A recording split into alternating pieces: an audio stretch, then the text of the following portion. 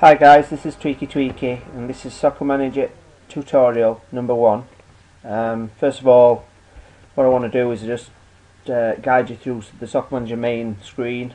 I've just registered, and of course you can see the Soccer Manager link up in the top left hand corner, game time top left hand corner, and some clubs down the left hand strip of the page, basically offering you your first job. Now these game worlds, each of them have up team managers in them already competing, and the teams won't have their original players, not all of them anyway. So there's a couple for Fulham, Monaco, and you can see other clubs around Europe as well as lower league clubs as well. What I'll do is I'll start off by taking a club over, and hopefully throughout the course of my videos we'll see how this career pans out. Obviously, if anybody's got any ideas of players that they think I should sign, please feel free to comment. What I'm going to do is I'm going to take over a lower side to start off with. Let's have a look. I mean, we've got a Derby County there. They're not lower, but they have got a nice sized stadium, which I'll talk to you more about in a bit with regards to money. So the club's total value is 56 million. They do have 63 million in the bank, which is a bit unrealistic for Derby County, but to be honest, this game world may have been going a little while, so that money may have accumulated over several seasons. So previous managers may not have actually spent the money. So I think I'll take control of Derby County just to start off with. Now, if any Derby County fans are watching, it's not that I think that they're a poor club or a low league club, but they are a good starting point. I think they'll agree, that it isn't, going straight in at a big club. So let's start with Derby County. So I've just taken control. And first of all, you get the overview page. Now this overview page is pretty basic. It tells you all you want to know really about the club. So first of all, you've got the pardon me, you've got the English Championship that you're in. So this is the game world number. You've got your ground, 33,000 capacity, so a sizable ground. And then you've got these tabs here. Now you've got the overview, which is what we're looking at the moment, which just tells you all of your news feed and things like other managers, what they've done, what they've signed, if they've taken over, if they've been sacked, etc. You've got your squad, which we'll look at in a moment, tactics, which we'll go into in another episode, last fixture, which is your last game but I've just taken over, schedule, which tells you your list of games. I'll quickly go into schedule because it won't take long to show you. As you can see, I've started in season number 5, so this is the 5th season, which explains the actual 63.4 million in the bank. So obviously the reason there's so much money is because it's been 5 seasons, and obviously you do get gate receipts and things. And if you don't spend money, you don't lose it. So you can see the actual teams I've got to play against. I'm in Division 2, which is the equivalent of the Championship. So I've got a game on Wednesday at 8 PM. Now all games are played at 8 PM, and that one's on Wednesday. So this game world is kind of in real time because I've got to pick my next team by 8 PM on Wednesday. So today being Wednesday, of course, so it's today. I will have to pick a side for that. So I will pick a side, and obviously in the next episode I will hopefully have the result of that game, and then we'll have a look at that result and so forth. So that's quickly the schedule. I will go to the transfers as well. History is just about the club history and what you've achieved, etc. So that'll come in later. But the transfers, if you just click on that, tells you just basically what transfers you've brought in, who you've sold, players that you've currently got bids for, players that people have got bids for in your team. If you've got a shortlisted player, and gold shortlist is just if you become a gold manager, which I'll go into in more detail. At the top there's some more tabs as well, and we'll cover them slightly over the next few episodes, but just to get you into this game world and to get us joining this this game world, we'll just take the basics. So first of all, what I need to do is just look at my squad. Now, with regards to the squad, you need to have, you know, an idea of what formation you want to play. And as you can see, there are, you know, several different players at different ratings. Now the ratings do vary, if anything from really 60 and above, all the way up to 99. 99 being the best players on the game. I believe Cristiano Ronaldo's 98, and I believe Messi might have just gone to 99, but I'm not sure about that.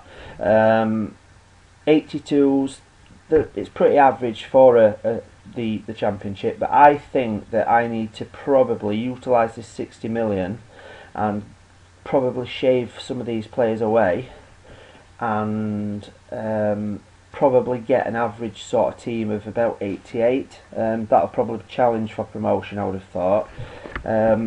Positions wise, I've got several centre backs. I'll probably start with 3 centre backs, to be honest, because I've got quite a lot of those. Plus the full backs are not, you know, not much cover at full back areas, so I'll probably start at centre back with 3.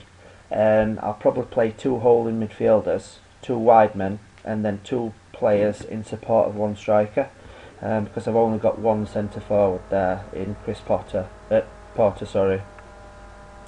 So what I'm going to do is, first and foremost, every club needs a good goalkeeper. So what I'm going to do first of all is I'm going to go in for a goalkeeper, and then we'll leave it there at that point, and then obviously we'll pick up on another episode. So to buy a player, what you need to do is you need to go into Game World and Transfer Market. Let it load up, and then you can do one of 2 things. You can either search for a specific player, or you can do a search for a positional player. So let's go for goalkeeper. Now, as I said before, I don't want anyone lower than an 88, so I'll stick 90 as the maximum rating, and I'll stick 87 as the minimum. So obviously I'll find goalkeepers between that period. Now goalkeepers can be older, you know, it's no big deal if they're 34, 35, because as most people know, goalkeepers do mature and become better goalkeepers.